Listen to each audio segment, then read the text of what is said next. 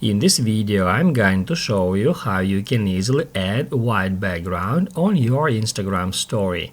Be sure to watch the video to the very end so you don't make any mistakes.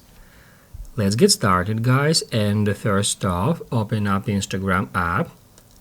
Then swipe to the right to activate Instagram camera, and after that tap right here where it says Create. That will create some colored background on your story. However, if you would like to turn it into white, all you have to do is just tap right here at that circle several times until you find white. Here it is. So that's how we can put a white background on our story, and after that we can edit our story in the way we like.